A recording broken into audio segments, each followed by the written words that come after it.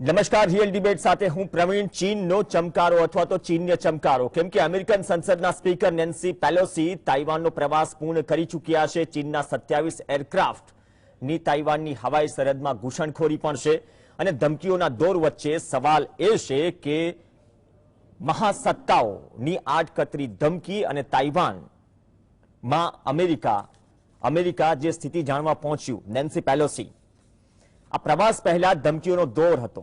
Global times સરકારી અખબાર જે ચીનનું છે તેમને પણ ધમકી મારી હતી કે નેન્સી પેલોસી અથવા જો આ પ્રકારની સ્થિતિ થઈ, તમે તાઇવાનની મુલાકાત લીધી તો પછી તેમનું એરક્રાફ્ટ પણ તોડી પડાશે. પરંતુ જે સુરક્ષા કવચ વચ્ચે નેન્સી પેલોસી પહોંચ્યા ત્યારબાદ એવું લાગ્યું કે ચીનની આ ધમકી કેટલી અસરકારક હતી. રાષ્ટ્રીય નહીં પરંતુ આંતરરાષ્ટ્રીય સ્તર પર આ મુદ્દો છે અને આ મુદ્દા બાદ સવાલ ફરીથી ઉઠે કે નવી સ્થિતિનું નિર્માણ થઈ રહ્યું છે.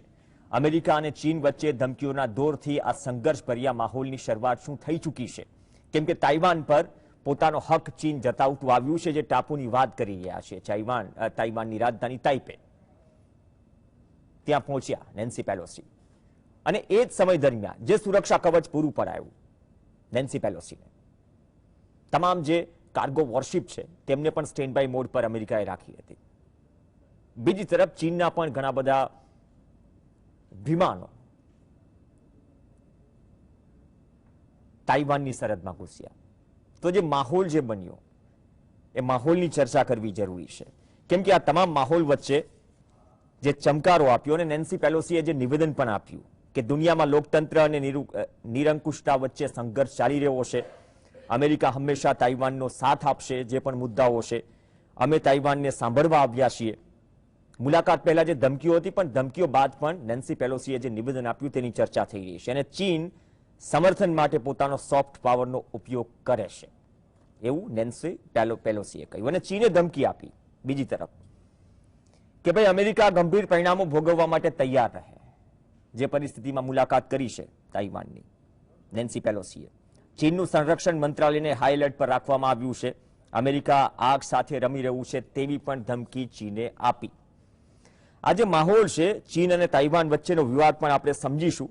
ભૂતકાળ અને વર્તમાનમાં શું વિવાદ ચાલી રહ્યો છે આ મુદ્દો સમજવો જરૂરી છે, કેમ કે આંતરરાષ્ટ્રીય સ્તર પર આ મુદ્દાનો કરંટ નેન્સી પેલોસીની તાઇવાન મુલાકાત બાદ વર્તાઈ પણ રહ્યો છે. માત્ર ધમકીઓમાં નહીં પરંતુ અસર પણ વર્તાઈ રહી છે. આજ મુદ્દે આપણી સાથે ચર્ચા કરવા માટે ત્રણ ખાસ મહેમાન જોડાશે. ડોક્ટર જયનાણભાઈ વ્યાસ આપણી સાથે જોડાશે, એમ્બેસેડર ડોક્ટર કેતનભાઈ શુક્લા પણ આપણી સાથે જોડાશે અને ડોક્ટર અમિતભાઈ ધોળકિયા પણ આપણી સાથે જોડાશે. ત્રણેય પેનલિસ્ટનું સ્વાગત છે. વ્યાસ સાહેબ, આપથી જ શરૂઆત કરીએ. નેન્સી પેલોસી અનેક અટકળો વચ્ચે, વિવાદો વચ્ચે તાઇવાનની રાજધાની તાઇવાન પહોંચી ગયા આખરે અને અમેરિકાના નેવી તથા એરફોર્સના 24 ફાઇટર જેટે નેન્સીના વિમાનને સુરક્ષા કવચ પૂરું પાડ્યું. ચીનની સરકારી જે અખબાર છે જે અગાઉ આ મુલાકાત પહેલા જે દાવો કર્યો હતો અને ધમકી આપ્યું હતું કે ભાઈ જો પેલોસીનું પ્લેન તાઇવાન તરફ ગયું તો તેને તોડી પાડવામાં પણ આવી શકે. ત્યારબાદ એવી પણ ધમકી હતી કે ચીનના એરફોર્સનું એરક્રાફ્ટ પેલોસીના વિમાનને ઘેરી લેશે. પરંતુ આ તમામ વચ્ચે ચીનની આ ધમકી હવે એવું માની લઈએ કે નિરર્થક સાબિત થઈ.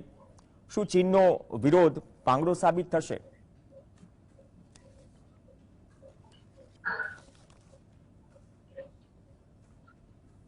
એવું લાગે છે આપને? એટલે તો સવાલ આપને સર કર્યો છે. જે પરિસ્થિતિના નિર્માણ વચ્ચે આખરે મુલાકાત પૂર્ણ થઈ. એક સાથે સાથ યુદ્ધ એટલે કે વોર હોય છે અને બીજું વોર ઓફ નર્વ્સ હોય છે, જ્ઞાનતંતુની લડાઈ. અને એ આ પડકારો ફેંકવા, પડકારો ઝીલવા, પડકારો અમલમાં મૂકવા, એ બધું આમાં આવી. ચીને કઈ ગણતરી એ ગ્લોબલ ટાઇમ્સ એટલે સરકારી છાપો છે, એ જે પ્રસિદ્ધ કરે એ સરકારના સમર્થનથી જ હોય એમાં કોઈ શંકા નથી. ત્યારે આપણે કયા ગણતરીથી ચીને જે કઈ ધમકી આપી છે ને કઈ ગણતરીથી એમાં એ અમલમાં નહીં મુકાયું હોય તે બહાર આવતા તો ઘણા વર્ષો લાગશે. પણ નેન્સી એ બીજા હાઉસ સ્પીકર કહેવાય તે છે. 1997 if I mistake not, American house speaker Newt ગિંગરીચે પણ તાઇવાનની મુલાકાત લીધી. આ આખા વિસ્તારમાં મલેશિયા, ઇન્ડોનેશિયા, ત્યારબાદ તાઇવાન અને જાપાન પણ જવાના છે અમેરિકન હાઉસ સ્પીકર. એટલે એમ કહી શકાય કે જાપાન જોડે પણ ચીનના સંબંધો કઈ બહુ મધુર નથી. તાઇવાનને પોતાનો ભાગ માને છે, જેમ આપણે આઝાદ કાશ્મીરને આપણો ભાગ માનીએ છીએ તે રીતે. ફરક એટલો છે કે પેલો આખો દેશ છે, વિશ્વની એક સમૃદ્ધ અર્થવ્યવસ્થા છે, હાઈટેક ને હાથમાં લઈને એને મોટું ઔદ્યોગિક ક્રાંતિ કરી છે. એટલે તાઇવાન પણ કઈ કોઈના બગલ બચ્ચું નથી. એની પોતાની અર્થવ્યવસ્થા, એની પોતાની તાકાત એ પણ એટલી જ છે. અને તમે જો એ જે વિડીયો ફરતો થયો છે Nancy Pelosi before she lands in Taiwan, તો 24 તો એની સાથે વળાવિયા તરીકે અથવા તો ગાર્ડ તરીકે અમેરિકાના એરફોર્સના વિમાનો છે. નીચે નેવીને સ્ટેન્ડ ટુ રાખ્યું છે, વચ્ચે આ અમેરિકન પ્રમુખ વાપરે છે તે અમેરિકા 1 US 1 એ વિમાન છે. એટલે એને 3 સ્તરમાં પેલા સલામતી રક્ષકોએ વહેંચ્યું છે, પહેલું, બીજું ને ત્રીજું. એ ક્લાસ સખત જાપ્તા હેઠળ જો ચીને કંઈ પણ કર્યું હોત તો પરિસ્થિતિ કોઈના હાથમાં ન રહી. અને ચીન ના સમજે એટલું ભોળું નથી. સીધું અમેરિકા સાથે સંઘર્ષમાં હોવાનું આજની તારીખમાં ચીનનું ગજું નથી. એને પોતાનું નૌકાદળ પણ અપગ્રેડ કરવું પડે, કારણ કે આ ટાપુ છે. ત્યાં જેમ રશિયાએ યુક્રેનમાં ભૂમિદળની મદદ વડે હુમલો કર્યો એ શક્ય નથી. અને અમેરિકન એરફોર્સ પાસે જે સ્ટ્રાઇકિંગ પાવર છે તે સ્ટ્રાઇકિંગ પાવરની નજદીક પણ હજુ ચાઇના પહોંચ્યું નથી. એટલે ચાઇનાએ જે કંઈ કર્યું હશે એની વ્યૂહરચનાના ભાગરૂપે પોતાનો વિરોધ દર્શાવવા કે એક પ્રકારની સ્કેર ઊભી કરવા માટે પણ કે આનાથી અટકી જતું હોય તો એક જ્ઞાન તત્વોના યુદ્ધમાં પોતાનો વિજય થાય. પણ ઘણી વખતે આ પ્રકારની રમત રમવા જતા મુઠ્ઠી ખુલી જવાનો પણ ભય રહેતો હોય છે. અને એ ચીનની આ ધાકધમકી પછી પણ અમેરિકાએ ધરાર પોતાનું લક્ષ્ય પૂરું પાડ્યું. એ જો ચીનની ખોખલી ધમકી પુરવાર થશે તો મને લાગે છે કે ચીન કાયમી ધોરણે વિશ્વમાં પોતાની ઇજ્જત આબરૂમાં મોટો ઘટાડો કરી ચૂક્યો છે. અચ્છા, આ વાત થઈ એ પહેલા શી જિનપિંગે અમેરિકન પ્રેસિડેન્ટ સાથે પણ વાત કરી અને કહ્યું હતું કે તે આંખ સાથે ખેલી રહ્યા છે. અને જો આ મુલાકાત થવાની જ હોય તો એના ગંભીર પરિણામો માટે અમેરિકા તૈયાર રહે. આ તાઇવાન એ અમારો દેશનો જ એક ભાગ છે અને એની સાથે જે કંઈ તમે ચેડા કરશો તે અમારા સાર્વભૌમત્વ સામે પડકાર છે. એટલે આ વાત પણ એમણે કહી હતી. જો કે મને નવાઈ એવું લાગે છે કે તાઇવાનમાં કોઈ બીજા પ્લેન ઉતરતા જ નથી, એવું તો છે જ નહીં. અને જરૂર ના હોય તો અમેરિકાએ ધમકી આપીને પોતાનું શક્તિ પ્રદર્શન કર્યું છે, એ સિવાયનો બીજો કોઈ હેતુ હોય એવું દેખાતું નથી. પણ આના કારણે ફરી પાછી શીત યુદ્ધની એક મોટી શરૂઆત આપણને ચિંતા કરાવે એવા એશિયા પેસિફિક ઝોનમાં થશે. યુક્રેનની લડાઈ આપણને એટલી ચિંતા નથી કરાવતી, પણ આપણે આ ઘટનાની ક્યાંક મિલિટરીલી પણ ચિંતા કરવી પડશે. એટલે આનું શું છેવટે કોથળામાંથી બિલાડું નીકળે છે કે પછી ખરેખર ચીને કોઈ બીજી તૈયારી કરીને આ પ્રકારની ધમકી આપી છે, એ બહાર આવતા હજુ સમય લાગશે. અને અમેરિકા અને ચીનના સંબંધો કઈ બહુ ભાઈચારાના સંબંધો કે શાંતિપૂર્ણ સંબંધો તો છે જ નહીં. એ તો પહેલાથી એકબીજાને ચેલેન્જ કરતા આવ્યા છે. એટલે હવે કિમ જોંગ શું કરશે એ પણ જોવાનું રહે છે, કારણ કે એ પણ ન્યુક્લિયર પાવર દેશ છે, ચાઇના ન્યુક્લિયર પાવર દેશ છે, રશિયા ન્યુક્લિયર પાવર દેશ છે, અને એમની બધાથી પર રહીને ભારત પણ ન્યુક્લિયર પાવર દેશ છે. પાકિસ્તાન પર રહેશે કે નહીં ન કહી શકાય, પણ પાકિસ્તાન પણ ન્યુક્લિયર પાવર દેશ છે. સામાન્ય રીતે બે ન્યુક્લિયરી એમ્પાવર્ડ દેશ વચ્ચે યુદ્ધ થતું નથી, કારણ કે બંનેને ખબર છે કે એમાંથી પછી કોઈ નહીં બચી શકે.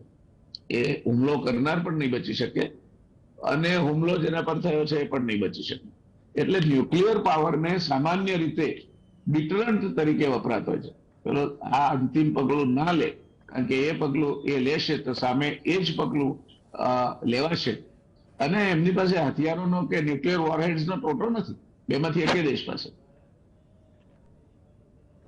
એટલે એ સંયોગોમાં સમગ્ર વિશ્વના હિતમાં આપણે આશા રાખીએ કે આ શીતયુદ્ધ ભલે ચાલુ એ રહેવાનું છે.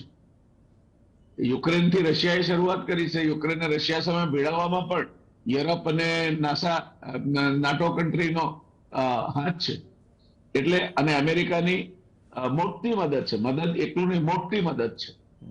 એટલે એ બાજુ જો અમેરિકા મદદરૂપ થતું હોય તો એને ક્યાંક બીજે વાળવું હોય તો પણ કંઈક ને કંઈક થઈ શકે, એ શક્યતા નિવારી શકાય નહીં.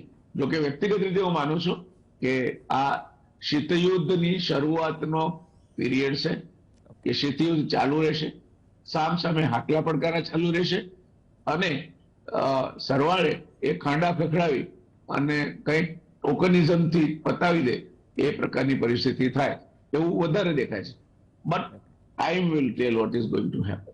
એટલે અત્યારે આપણે કોઈ પણ ધારણા ઉતાવળે ન બાંધી લઈએ કે ચીન ગભરાઈ ગયું ને એને પોતાની જે ધમકી આપી હતી એમાં કંઈ નહીં કર્યું, ને અમેરિકાના નેન્સી પેલોસી તાઇવાનમાં એમાં ગયા અને જઈને પછી તાઇવાનના ટોચના ઉદ્યોગપતિ સાથે મળ્યા, બીજા બધાને મળ્યા, અને એમણે પ્રેસ કોન્ફરન્સ પણ કરી.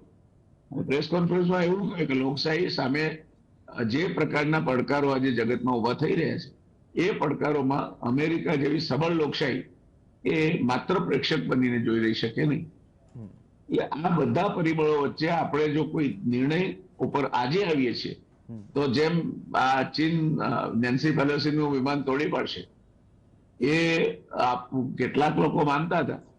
આઈ હેડ નેવર ગિવન ઇટ ધેટ ક્રેડન્સ. એ કઈ નહીં થાય એવું લાગતું હતું ને એ પ્રમાણે થયું છે, એટલે આનંદ છે. તો આ બધી વચ્ચેથી આપણે આ શીતયુદ્ધ કઈ દિશામાં જાય છે, કયા પ્રકારનું થાય છે. એક વખતે એમ કરતા કરતા રશિયન કાફલાને જે ન્યુક્લિયર વોરહેડ્સથી સજ્જ હતો એ જે તે વખતના અમેરિકન પ્રમુખે ધમકી આપી હતી કે then I will be constrained to use the nuke power. અને એ આખી ઘટના ક્યુબા સાથેની એ આખી ઘટના સમેટાઈ ગઈ હતી. So let's wait, watch and study. I think we may have quite a few of more debates on this issue. Okay.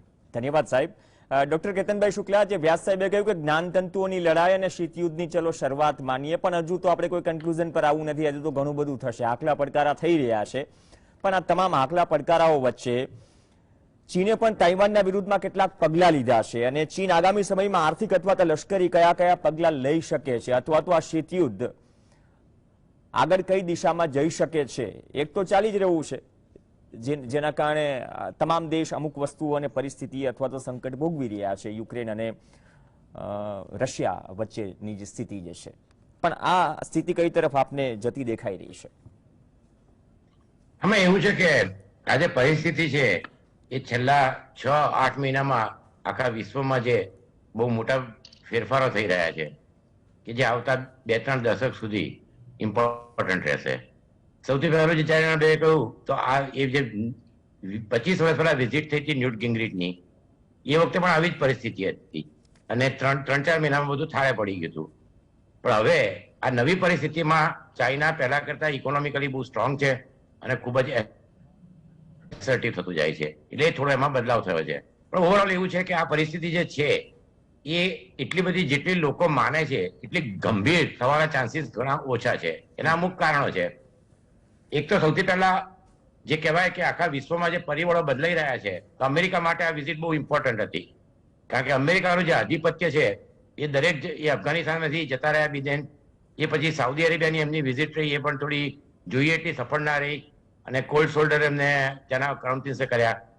તો અત્યારે જે યુક્રેનમાં પરિસ્થિતિ છે, એ પરિસ્થિતિમાં ઇમ્પોર્ટન્ટ વસ્તુ એ છે કે આખું નાટો જે યુક્રેનને અત્યારે હોલ હાર્ટેડલી સપોર્ટ કરે છે, તો અમેરિકા માટે બહુ જરૂરી હતું કે અમેરિકાની જે હજુ જે ચાઇનાએ કહ્યું કે ચાઇના હજુ બીજા 15-20 વર્ષ લાગશે, લોકો માનતા હોય, પણ મિલિટરી અને ઇકોનોમિકલી બંને રીતે આજની દુનિયામાં અમેરિકા સર્વપ્રથમ દેશ છે અને એમાં કોઈ જાતની શંકા છે નહીં. બીજી વસ્તુ એ છે કે નાન્સી પેલોસી છે એ બહુ દમદાર લેડી છે, 82 વર્ષના છે, ત્રીજી વાર બી કદાચ જો 22માં એન્ડમાં જીત્યા તો ત્રીજી વાર સ્પીકર બનશે. એમનું ઇમ્પોર્ટન્સ એ છે કે હિરાર્કીમાં પ્રેસિડેન્ટ વાઇસ પ્રેસિડેન્ટ પછી કોંગ્રેસના સ્પીકર આવે છે અને એ બહુ જ સ્ટ્રોંગલી ચાઇનાને ક્રિટિસાઇઝ કરે છે. તિન્નામન સ્ક્વેર છે કે સિવાય બીજી બી દલાઈ લામાને મળ્યા હતા. એટલે એમની જે શૈલી છે એ ટોટલી ચાઇનાની અગેન્સ્ટ બાકી બીજા બધા લીડર કરતા વધારે પડતી એગ્રેસિવ રહી છે. તેમણે સૌથી પહેલા એ કહ્યું કે તાઇવાન એ દુનિયાનો સૌથી ડેમોક્રેટિક દેશ છે, જે સ્ટેટમેન્ટમાં બહુ જે કહેવાય કે લોજિક પણ છે કે ડેમોક્રેસી ઇન્ડેક્સમાં તાઇવાનનો નંબર 9મો છે દુનિયામાં, કે જે બહુ ઓછા લોકોને ખબર હશે. એટલે તાઇવાનની બીજી વસ્તુ અગત્યની એ છે કે ખાલી 38,000 સ્ક્વેર કિલોમીટરનો અને 178 આઇલેન્ડ વાળા દેશમાં ઇકોનોમીમાં 20મો નંબર છે. દુનિયાની 60% સેમિકન્ડક્ટર ચિપ બનાવે છે, બે જ કંપની છે, MMTC અને UMC. તો હવે આ બે કંપનીઓ જે સેમિકન્ડક્ટર ચિપ બનાવે છે એ એમને માટે એક ઇન્સ્યોરન્સ પોલિસી છે. તાઇવાનનું સૌથી વધારે ઇમ્પોર્ટન્સ છે અત્યારે ઇકોનોમિકલ છે. બીજું ઇમ્પોર્ટન્સ તાઇવાનનું એ છે કે તાઇવાનને 71 સુધીમાં UN સિક્યુરિટી કાઉન્સિલમાં હતું, જે નિક્સને ચાઇના જોડે એગ્રીમેન્ટ સાઇન કર્યો પછી અત્યારે તાઇવાનના સંબંધ ખાલી 8 જ કન્ટ્રી જોડે છે. પણ આપણા સંબંધો તાઇવાન જોડે ઘણા સારા છે, કારણ કે 90 પછી આપણા સંબંધો તાઇવાન જોડે સુધરતા ગયા છે. એટલે એ એક બીજી અગત્યની વસ્તુ છે. આપણે જે કહ્યું ચાઇનાને હવે એમની શાખ બચાવવા માટે કંઈક કરવું પડે, તો ચાઇનાના સ્ટેટમેન્ટ જે આવ્યા એ સ્ટેટમેન્ટ બહુ છે કે ભાઈ અમે જે દોષ આમાં વચ્ચે ટાંગ અડાવશે અને અમે જમીનમાં ઉતારી દઈશું. પહેલી વસ્તુ બરી ઇન ધ ગ્રાઉન્ડ. અને એમણે એમ એટલે સુધી કહ્યું કે ભાઈ US ઇઝ ધ પ્રોવોકેટર. પણ અગત્યની વસ્તુ એ છે કે ચાઇનાએ જે કર્યું એની અગેન્સ્ટ જાપાન, એટલે એ લોકોએ બે સ્પેક્યુલર મોટા, એક તો એમને લાઈવ ફાયર મિલિટરી એક્સરસાઇઝ શરૂ કરી છે ઘણા વર્ષો પછી, અને એમના બે જે ઇમ્પોર્ટન્ટ વોરશિપ છે તે તાઇવાનમાં છે, એમના જે ફાઇટર એરક્રાફ્ટ છે એ પણ તાઇવાનની અંદર એમની જે સોવરિટી પડે એ તો ઘણી વાર એ લોકો વાયોલેટ કરતા હોય છે. એટલે કે બહુ નવી વસ્તુ નથી.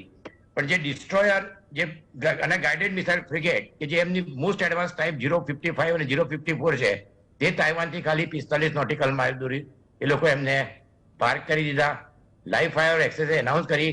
અને ત્રીજી વસ્તુ એમણે 2000 આઇટમ ફૂડ પ્રોડક્ટ અને 100 તાઇવાન કંપનીને પેલોસીની વિઝિટના દિવસે બાન કરી દીધી. એટલે એ બહુ મોટી વસ્તુ નથી આમ તો, પણ સાથે સાથે જે એમને એક અગત્યની વસ્તુ છે કે સેન્ડ એ જે ચાઇનામાંથી ઇમ્પોર્ટ થતી હોય છે એને બાન કરી. એટલે આ જે અમુક વસ્તુઓ થઈ રહી છે, કારણ કે ચાઇના છે એ મીડિયમ અને સ્મોલ સ્કેલ ઇન્ડસ્ટ્રી વાળો કન્ટ્રી છે અને એમાં 7,000 મેન્યુફેક્ચરર છે. એટલે જે કહેવાય કે સેમિકન્ડક્ટર ચિપ છે એમની મોટા મોટી 90% GDPમાં, અને એમની બધી ફેક્ટરી મોટાભાગની ચાઇનાની અંદર છે.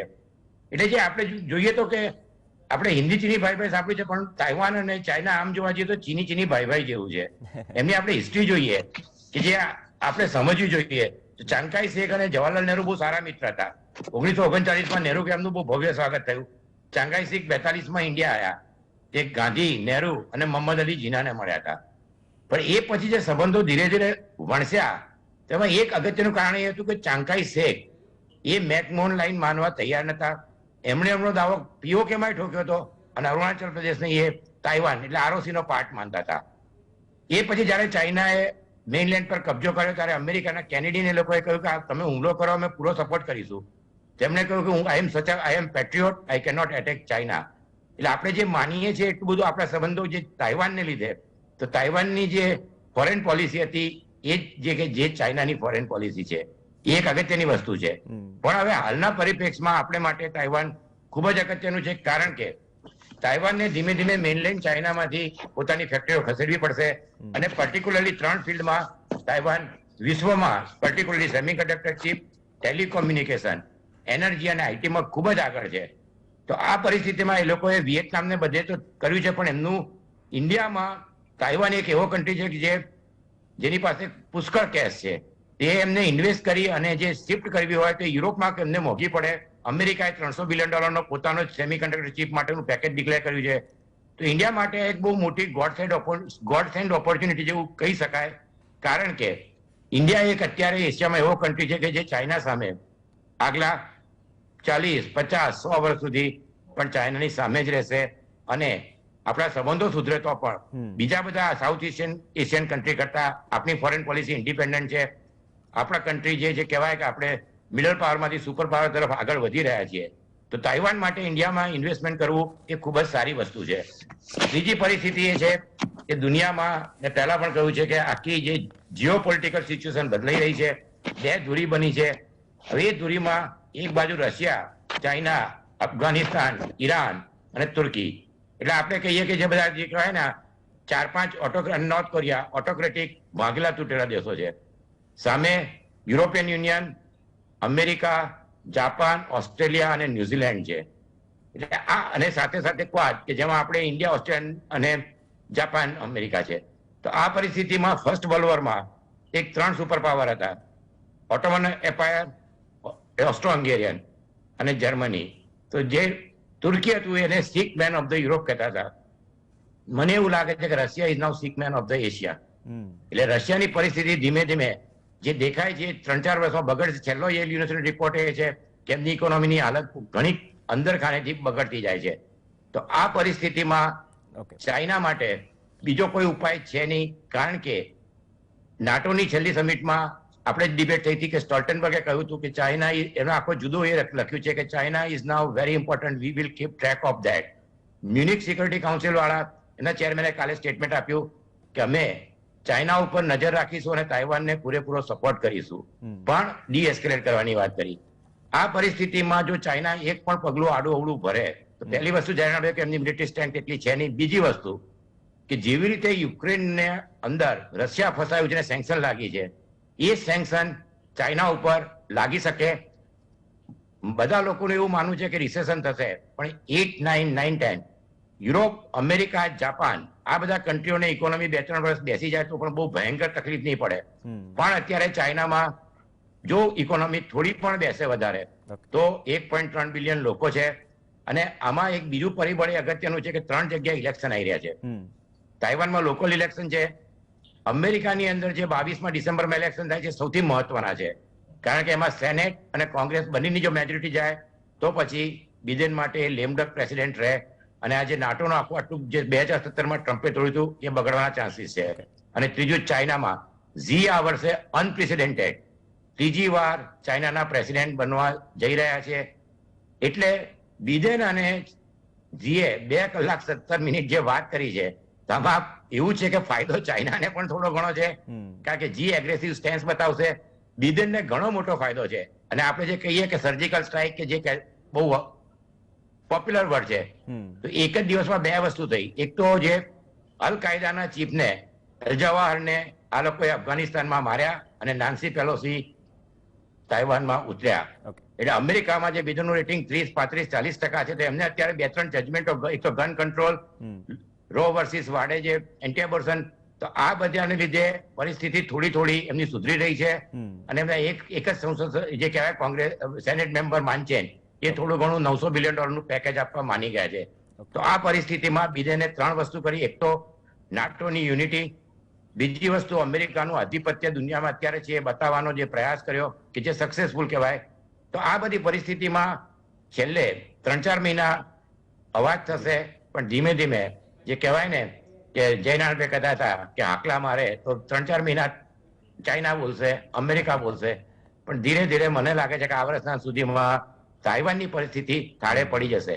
પણ અગત્યની વસ્તુ એ છે કે ઇન્ડિયા માટે હવે જે દૂરી બનશે એ આપણે જે પહેલાનું એ મારા ખ્યાલથી અમિતભાઈ પર વધારે પ્રકાશ ફેંકશે કે G77 અને નામ એમાં આપણે ઇન્ડિપેન્ડન્ટ પોલિસી ચલાવી અને સક્સેસફુલ રહી. તો એ પોલિસી આજના પરિપ્રેક્ષમાં કે જ્યાં હવે એકદમ ક્રિસ્ટલ ક્લિયર ગ્રુપ પડશે તેમાં ભારતે શું કરવું જોઈએ, તો મને લાગે છે અમિતભાઈ એના પર વધારે પ્રકાશ ફેંકશે. અને એટલે ઇન્ડિયાની જે બાકીની વસ્તુઓ આપણે બીજા આપમાં ડિસ્કસ કરીશું કે આમાં ઇન્ડિયાએ શું કરવું જોઈએ, Okay. એ પણ બહુ મહત્વનું છે. કારણ કે આ પરિસ્થિતિ ગમે ત્યારે કથળે તો એનો સૌથી પહેલો એની ઇમ્પેક્ટ ઇન્ડિયા પર આવશે. કારણ કે ઇન્ડિયા કેટલો એવો મોટો વિશાળ કન્ટ્રી છે. જી જેવી રીતે યુક્રેન રશિયા જોડે લડી રહ્યું છે, ચાઇના જોડે લડવા માટે અમેરિકા અથવા તો યુરોપ, અંતે ગ્રાઉન્ડ ફોર્સિસ અને એક સૌથી મિલિટરીલિસ્ટ અને સ્ટ્રોંગ આર્મી વાળો દેશ ઇન્ડિયા છે. એટલે આમાં ઇન્ડિયાને વચ્ચે સંડોવવાની શક્યતાઓ, આપણે ન્યુટ્રલ રહીએ તો પણ થોડી ઘણી, જો શીતયુદ્ધ પછી આગળ પરિસ્થિતિ જાય તો છે. શીતયુદ્ધની શરૂઆત થઈ ચૂકી છે, મેં યુક્રેન વોર વખતે જ કહ્યું હતું, અને એ આ પરિસ્થિતિ હવે લાંબી ચાલશે. કારણ કે અમેરિકા અને યુરોપિયન યુનિયન રશિયામાંથી એક પાઠ ભણ્યા છે કે રશિયાને અંજેલા માર્કલ, ફ્રાન્સને યુરોપિયન યુનિયને જે ઇકોનોમિકલી ઉપર આવવા દીધું, એ હવે ચાઇના અને રશિયાની જે ધૂરી છે કે જે નો બાઉન્ડ પેક્ટ થયો છે એમનો, તો હવે યુરોપિયન અને અમેરિકા વાળા ચેતી ગયા છે કે આજે નહીં તો 10-15 વર્ષે ફરી પ્રોબ્લેમ થાય, અને અત્યારથી પાણી પહેલા કેવી રીતે પાળ બાંધવી. એટલે ઇન્ટરેસ્ટિંગ છે. ઘણી ચેનલો પર વોર થઈ ગઈ છે, મને લાગે છે વોર નહીં થાય. ના ના, આપણે નહીં કરીએ વોર, પણ આ પરિસ્થિતિને સમજવાનો પ્રયાસ કરીશું. બાકી તો વોર તો ચાલ્યા કરે બાકી બધી ચેનલ, એટલા માટે ત્યાં રિયલ ડિબેટ છે. બહુ સારી વાત કરી કે બદલાતા જીઓપોલિટિકલ સિનારીઓ વચ્ચે શીતયુદ્ધની શરૂઆત એશિયા પેસિફિકમાં, અને સાથે ભૂતકાળ પણ જાણીશું ડોક્ટર અમિતભાઈ ધોળકિયા પાસે કે ભાઈ ચીન તાઇવાનનો ઇતિહાસ શું છે, અને અમેરિકા ક્યારથી પિક્ચરમાં આવ્યું, અને હવે ભારતને શું અસર પડશે. રોચક રહેશે સેકન્ડ પાર્ટ, કેમ કે ક્યાંક તકલીફ થાય ને તો એની, જે આપણે ગ્લોબલ વિલેજની વ્યાસજી વાત કરે છે, તેની અસરો દરેક દેશને વર્તાય, ખાસ તો પાડોશી અને નજીકમાં હોય ત્યાં વધારે. બ્રેક બાદ ડોક્ટર અમિતભાઈ ધોળકિયા પાસે ચીન તાઇવાનનો ઇતિહાસ સમજીશું અને કઈ રીતે પિક્ચરમાં આવ્યું અમેરિકા આ કિસ્સા. અમેરિકા ચાઇના વચ્ચે શીતયુદ્ધની શરૂઆત, પેલોસી ગયા તાઇવાન, પણ હાકલા પડકારા વચ્ચે આ પ્રવાસ પૂર્ણ થયો, પણ શીતયુદ્ધની શરૂઆત થઈ ચૂકી છે. ચર્ચા આગળ વધારીએ. ડોક્ટર અમિતભાઈ ધોળકિયા પણ આપણી સાથે છે. અમિતભાઈ, આમ તો ડોક્ટર કેતનભાઈ શુક્લા અને વ્યાસજી એમ પણ કહ્યું કે શીતયુદ્ધની શરૂઆત છે, આવનાર સમયમાં શું પરિસ્થિતિ સર્જાશે તેના પર પણ નજર બનેલી રહેશે. અમુક ચેનલોએ તો વોર ડિક્લેર કરી દીધી છે, જે ભૂતકાળમાં પણ થયું છે. પણ ચીન અને તાઇવાનનો ઇતિહાસ સમજવો પણ જરૂરી છે. એક મુદ્દો એ કે આનો ઇતિહાસ શું છે અને શા માટે ચીન જે છે તાઇવાનને પોતાનો પ્રદેશ માને છે, અને અમેરિકા આ પૂરા પિક્ચરમાં કઈ રીતે આવ્યું? શું અમેરિકા એક ચીનના સિદ્ધાંતને સમર્થન આપીને પણ તાઇવાનને માન્યતા આપે છે? જી પ્રવીણભાઈ, ચીન અને તાઇવાન વચ્ચેનો જે આ વિવાદ છે એ એક સદીથી પણ વધારે જૂનો વિવાદ છે. ચીન ભલે આપણું પ્રતિસ્પર્ધી રાજ્ય છે, આપણા અને ચીન વચ્ચે તણાવ ભરેલી સ્થિતિ કેટલાય દાયકાઓથી રહી છે, પરંતુ તથ્યોને જો આપણે જોઈએ તો ચીનનો તાઇવાન ઉપરનો જે દાવો છે એના કેટલાક ઐતિહાસિક આધારો પણ છે, રાજકીય આધારો પણ છે, અને ડેમોગ્રાફીની દ્રષ્ટિએ જોઈએ, ચાઇનીઝ મૂળના લોકોનો જો આપણે આધાર માનીએ તો ચાઇનાનો એ દાવો કે તાઇવાન એ અમારો એક ઇન્ટિગ્રલ પાર્ટ છે, અને છેલ્લા 4000 વર્ષથી તાઇવાન એક કે બીજી રીતે ચીનમાં જે સત્તાધીશ મોનાર્કીસ રહેલી છે એના દ્વારા ત્યાં શાસન થયેલું છે. એ જે ચીનનો દાવો છે એમાં ઘણું ઐતિહાસિક તથ્ય છે. થોડો સમય તાઇવાનમાં લગભગ 18મી સદીમાં કે એમ ડચ કોલોનિયલ રૂલ રહ્યો હતો, પરંતુ મોટાભાગનો સમય ત્યાં ચાઇનીઝ ડાયનેસ્ટીઝ નો રૂલ રહ્યો છે, અને ખાસ તો જે કિંગ ડાયનેસ્ટી કે છે તેનો રૂલ રહ્યો છે. 1911માં પહેલી વખત જેને ફોર્મોસા ટાપુ કહેવાતું હતું, એ ફોર્મોસા ટાપુએ પોતાની સ્વતંત્રતા ઘોષિત કરી, જે આજે તાઇવાન આપણે જેને કહીએ છીએ તે. અને સુન યાત સેન, જે ચાઇનાના બહુ જાણીતા નેતા અને શાસક રહ્યા છે, એમનું શાસન આ તાઇવાન કે ફોર્મોસામાં આવ્યું. એ સમયે એને ક્યુમિન્ટાંગ કહેવાતું હતું, કેએમટી ચાઇના.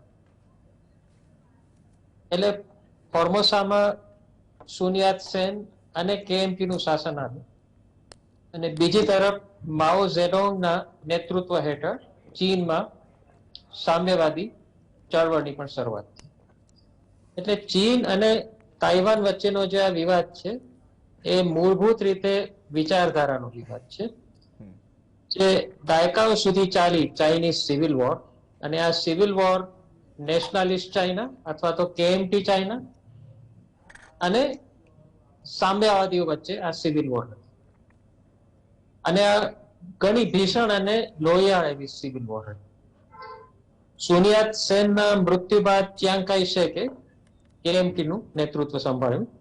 એટલે મુખ્ય રૂપે જે આ વિવાદ છેલ્લે વકર્યો એમાં ચિયાંગ કાઈ શેક અને માઓ ઝેડોંગ એક નેશનાલિસ્ટ ચાઇનાના ફોર્સિસનું પ્રતિનિધિત્વ કરે, બીજા સામ્યવાદી ચાઇનાના ફોર્સિસનું પ્રતિનિધિત્વ કરે.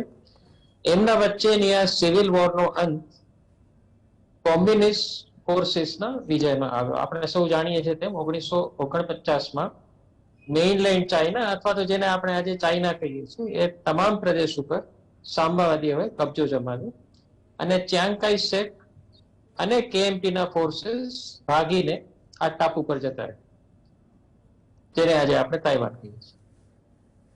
સ્વાભાવિક છે કે શીતયુદ્ધનો સમય હતો અને અમેરિકા માટે સામ્યવાદ વિરોધી તમામ સરકારો અને તમામ પ્રદેશોને સપોર્ટ આપવો જરૂરી હતો.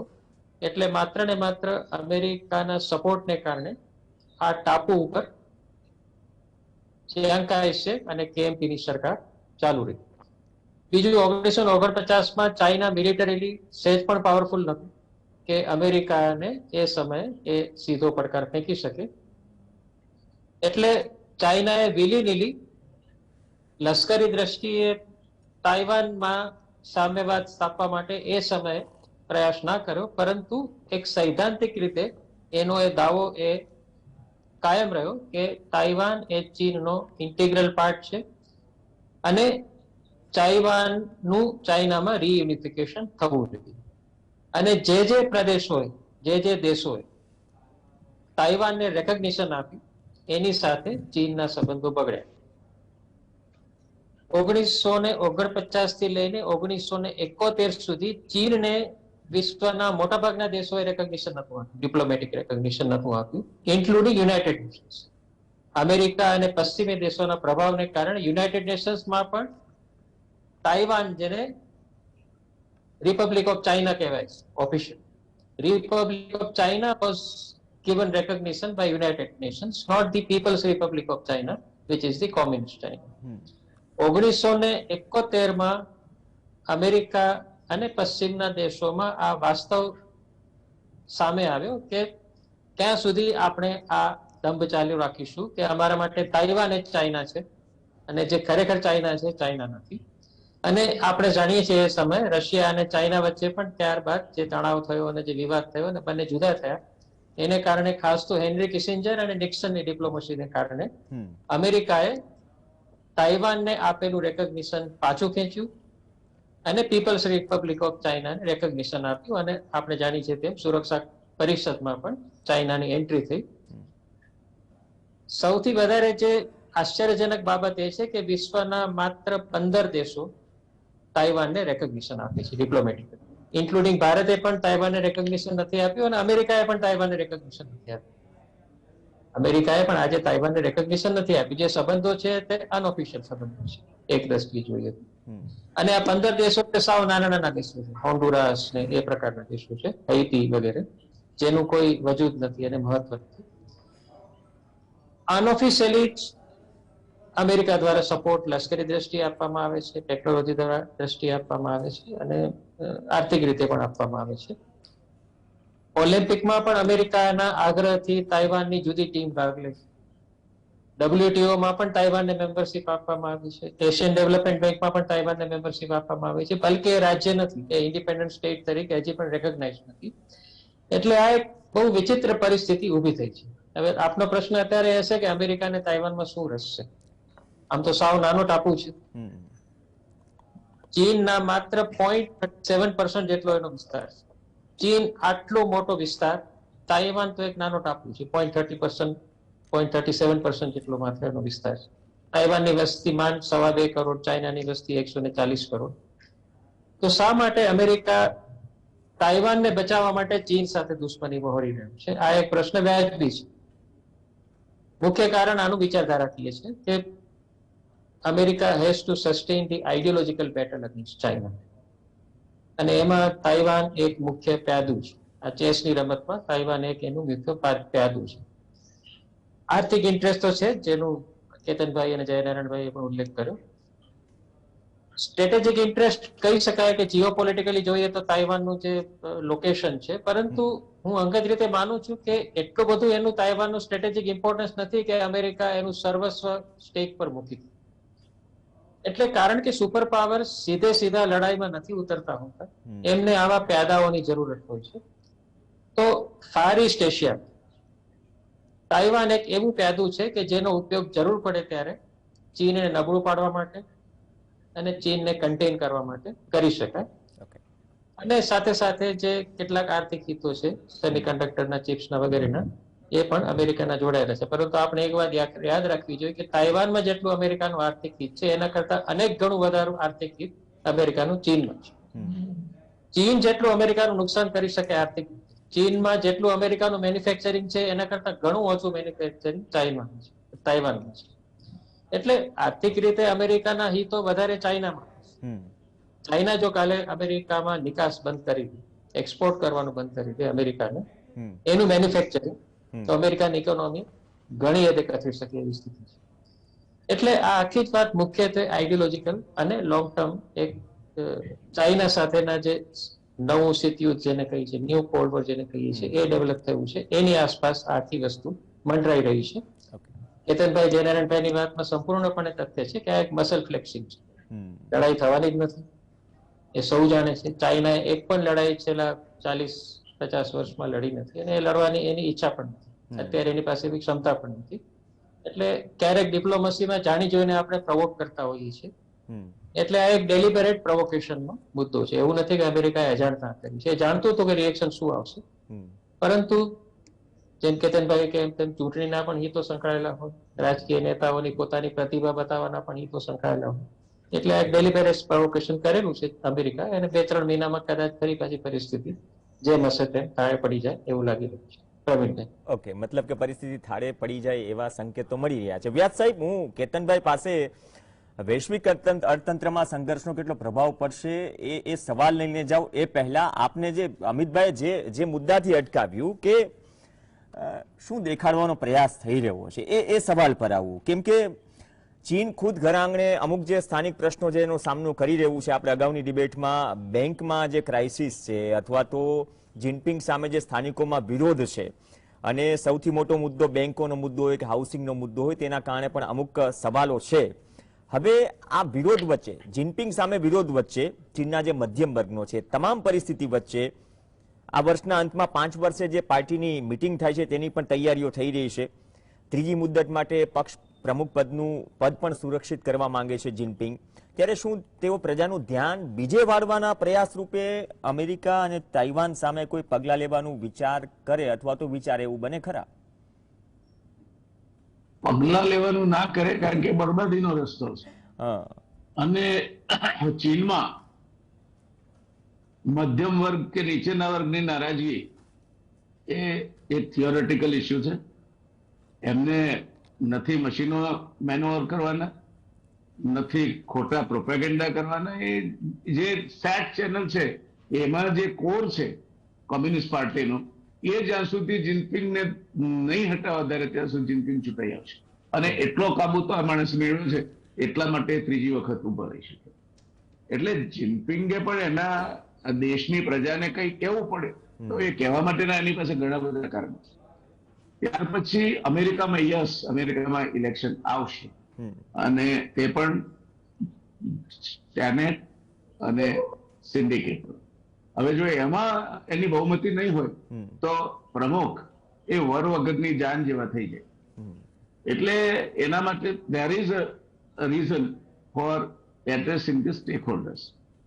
અને એના લાભાર્થે અત્યારના બધા જ નાટકો ભજવાતા હોય તો એમાં નવાઈ નહીં. કારણ કે એક સમય ચૂંટાયા પછી કે the reputation of US president was continuously going down, so much so that people started talking that he is unfit to be a president.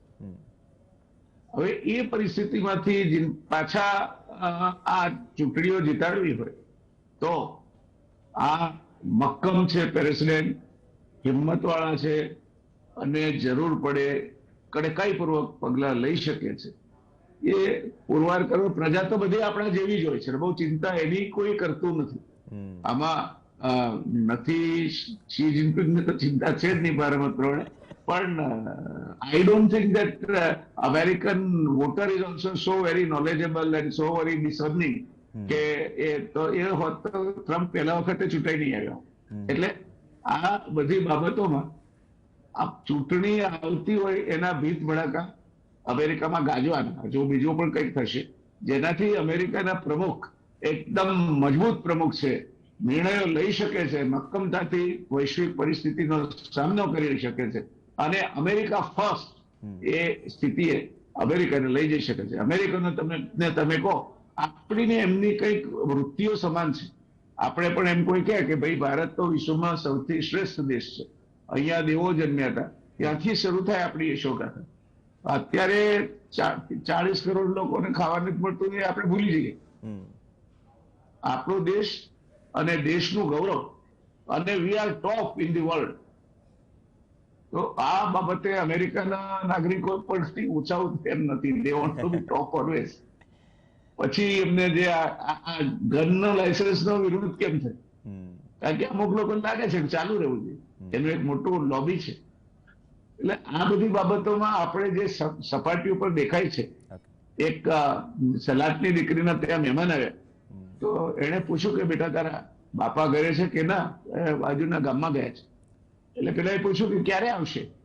એને જવાબ આપ્યો કે આવશે તો નહીં આવે, આવશે તો નહીં આવે અને નહીં આવે તો આવશે.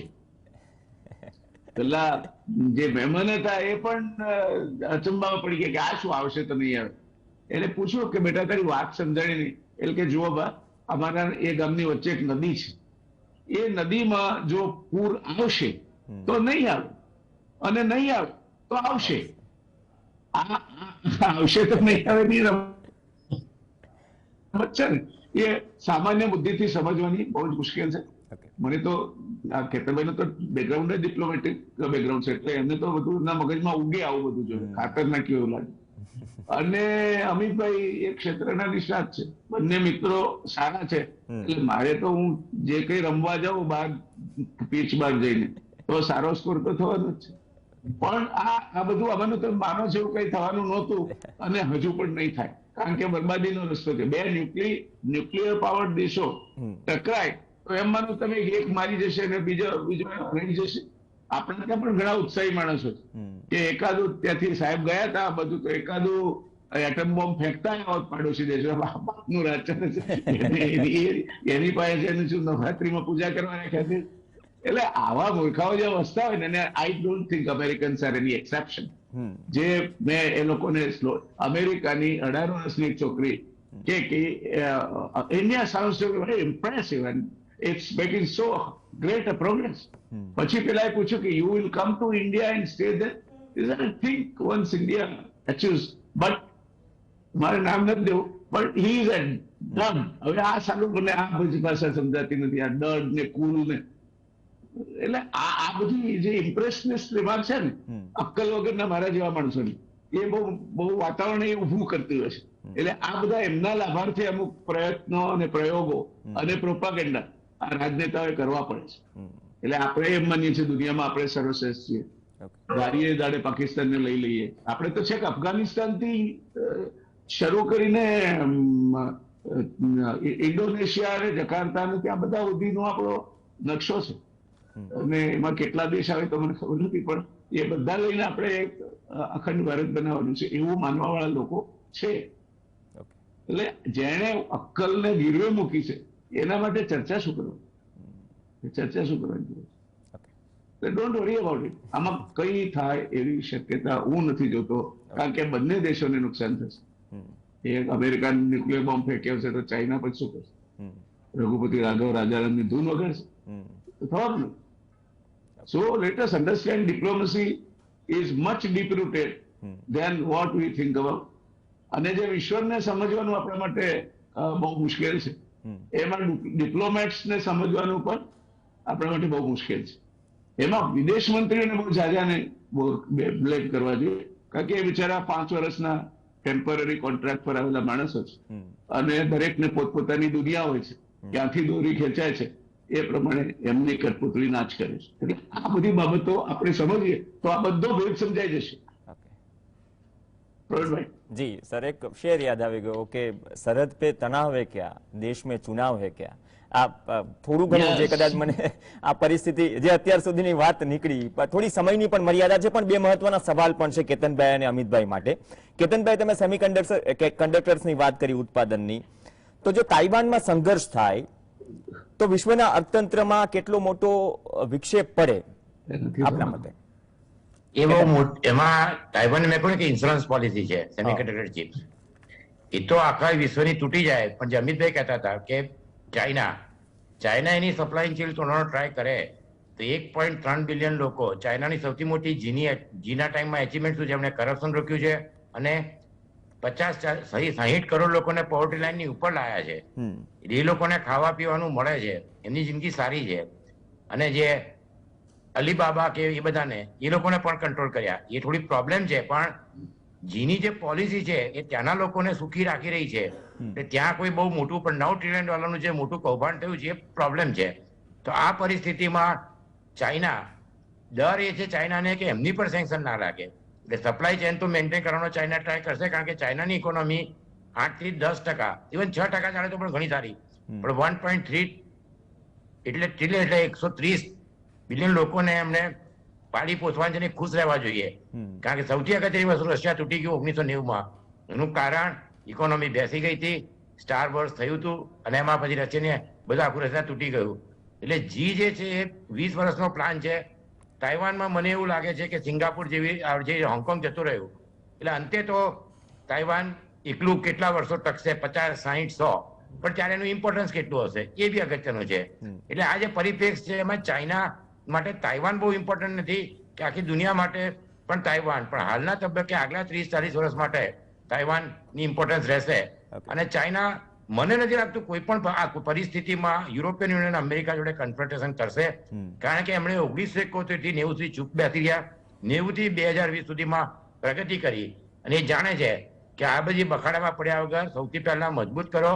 એટલે આ ઇન્ડિયા માટે શીખવા જેવું છે કે આપણા માટે હવે 10 થી 20 વર્ષમાં ડિફેન્સમાં આત્મનિર્ભર થઈ જવું જોઈએ, ઇકોનોમી સુધારવી જોઈએ, કારણ કે આવતા 20 વર્ષમાં બે ધુરી વચ્ચે જે પાડાના વાંકે પખાલીના ડામ એવું ના થાય.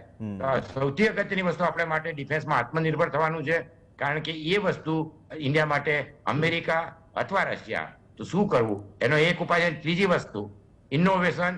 આપણું બજેટ $2 બિલિયન છે, અમેરિકાનું $700 બિલિયન છે અને ચાઇનાનું $500 બિલિયન છે. તો ઇનોવેશન અને રિસર્ચ એન્ડ ડેવલપમેન્ટ આપણી સૌથી અગત્યની વસ્તુ શું હતી? IIT, IIM, ઇસરો, BRC એ પહેલા 20 વર્ષમાં સ્થપાયા હતા. એ જો આપણે ઇનોવેશન અને R&D માં 50 થી $60 બિલિયન નહીં નાખીએ 5 વર્ષમાં, તો આપણે માટે પરિસ્થિતિ થોડી મુશ્કેલ રહેશે. એટલે આપણે દૂરંદેશી રાખવી પડશે, કારણ કે આપણે એક બાજુ ચાઇના છે, બીજી બાજુ રશિયા એ ચાઇનાનું સેટેલાઇટ છે, અને બાકીના દેશો છે જે પાકિસ્તાન, શ્રીલંકા, નેપાળ, માલદીવ, બાંગ્લાદેશ, એ બધા કહેવાય કે આપણા કાયમી મિત્રો નથી અને જે કહેવાય અનગાઇડેડ મિસાઇલ જેવું છે. એટલે આવી પરિસ્થિતિમાં આપણી પરિસ્થિતિ માટે આપણે આપણા પગ પર ઉભા રહી શકીએ એવું કરવું જોઈએ. આ તાઇવાન ક્રાઇસિસનું સૌથી મોટું લેસન આપણે માટે એ હશે, અને એને માટે તાઇવાન આપણને ફાઇનાન્શિયલી અને યુરોપ અમેરિકા જે ટેકનોલોજી આપે એ જેટલી મળે એટલી લેવી જોઈએ અને તાત્કાલિક એને એબ્ઝોર્બ કરવી જોઈએ. એ બહુ અગત્યની વસ્તુ છે. બહુ સારી વાત કરી કે આપણે પણ તૈયારી મતલબ કે રાખવી પડશે, જે જરૂર પડશે આવનાર સમયમાં. પણ અમિતભાઈ, જે ભૂતકાળમાં મતલબ કે મે મહિનામાં જે બિડને કહ્યું હતું કે ભાઈ કંઈ પણ હુમલો કરશે ચીન જો તાઇવાનમાં તો વોશિંગ્ટન હસ્તક્ષેપ કરશે, અને સ્પષ્ટતા પણ કરી કે મતલબ એ છે કે અમેરિકાના હાલના કરારો અનુસાર શસ્ત્રો પૂરા પાડશે. તો આપના મતે તાઇવાન મુદ્દે જેમ રશિયાએ યુક્રેન સાથે કર્યું એવી થવાનું, એ પરિસ્થિતિ, એવી પ્રકારની પરિસ્થિતિ ઊભી થવાની શક્યતા આપ કેટલી જોઈ રહ્યા છો? અગાઉ જેમ કહ્યું છે, કેતનભાઈની વાતનો સૂર પીરાવું છું, 0% સંભાવના છે. તાઇવાન એ યુક્રેન નથી અને ચાઇના એ રશિયા નથી. રશિયાએ તો સૌથી વધારે મૂર્ખામી કરેલું પગલું ભર્યું છે યુક્રેન પર ચડાઈ કરીને, કારણ કે આર્થિક રીતે એ પાયમાલ થઈ જવાનું છે, કંગાળ થઈ જવાનું છે.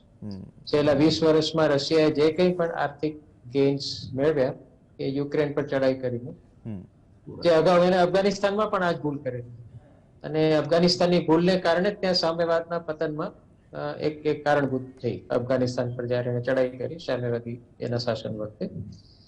China is playing a long game. China એ જાણે છે બહુ સારી રીતે કે યુદ્ધ કરવા માટેનો આ સમય પણ નથી, અને યુદ્ધ કરવા માટે અમેરિકા સાથે એની એક ક્ષમતા પણ નથી. ચાઇના ઉપર ચડાઈ કરવી એટલે અમેરિકા સાથે સીધો વેર બાંધી દેવો.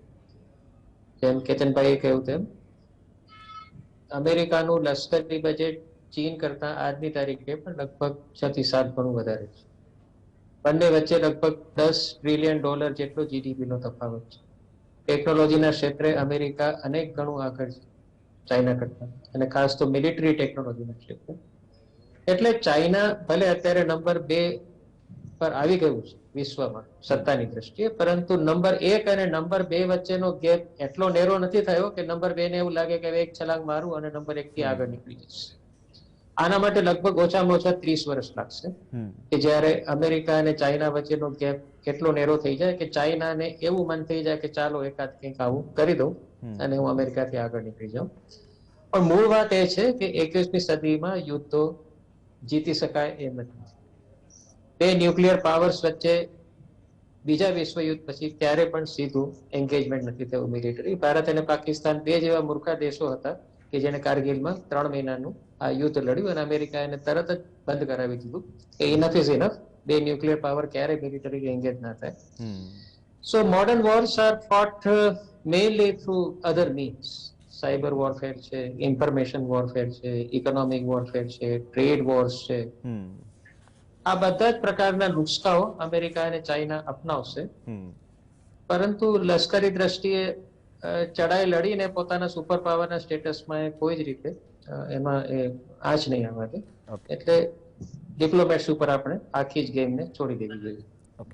ધન્યવાદ અમિતભાઈ. પણ સમયનો અભાવ છે, પણ એક વાત બહુ કોમન નીકળી, જે વ્યાસ સાહેબે પણ કહ્યું, અમિતભાઈએ પણ કહ્યું અને કેતનભાઈએ પણ કહ્યું કે હાકલા પડકારા તો છે, પણ ઓલો શેરની પણ ઉલ્લેખ કરી દઈએ અત્યારની સ્થિતિએ કે આવનાર સમયમાં શીત યુદ્ધ જે પરિસ્થિતિઓ સર્જશે અથવા પડકારો, તેમના માટે તૈયાર રહેવું જોઈએ. પરંતુ સીધી રીતે બે જે સુપર પાવર દેશો છે આમને સામને નહીં આવે. પ્યાદા શબ્દનો ઉપયોગ કર્યો તાઇવાન માટે અમિતભાઈએ. તો આ પરિસ્થિતિ છે ચીન અને અમેરિકા વચ્ચે તાઇવાનની. અને વ્યાસ સાહેબે પણ કહ્યું ને કે ભલે બાકી બધી ચેનલો, કેતનભાઈએ કહ્યું કે યુદ્ધ ડિક્લેર કરી દીધું, હજુ તો ઘણી બધી ડિબેટો થશે કે આ પરિસ્થિતિ શીત યુદ્ધ માં કેટલા હજુ હાકલા પડકારા થવાના બાકી છે, અથવા તો એનું અનુકરણ જમીની સ્તર પર દેખાય છે. આર્થિક મુદ્દો છે અને વૈશ્વિક અર્થતંત્રનો પણ મુદ્દો છે.